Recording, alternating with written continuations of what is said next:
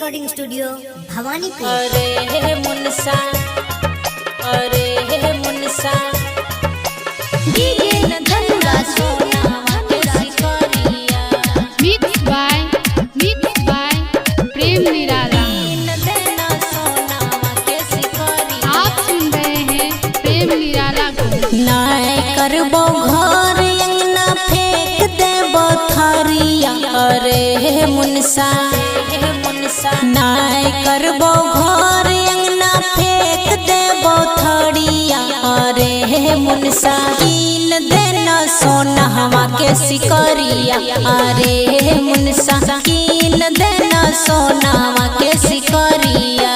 न हम ही पैसा वाला खटही बहरिया गे मौगी न हम ही पैसा वाला खटही बहरिया गे मौगी कहमा से दियो तोरा सिकरिया गे मौगी कहमा से दियो तोरा सिकरिया।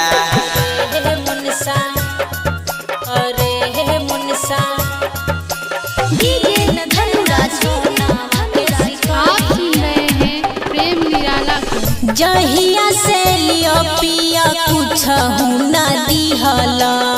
सास ससुर ननद खातिर सब कुछ लिहला। अच्छा हे के मौगी एक बात धनी ऐसे नहीं बीछा। हमरा लग भिरिया बबतिया न खींचा। देख ले लियो अब तोरा जइबो नैहरबा।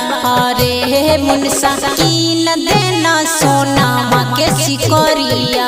अगे मौगी कहमा से दियो तोरा सिकरिया।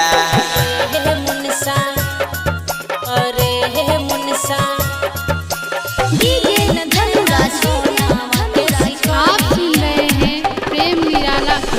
कानी खुल के सुनला सैया हमर एगो बतिया।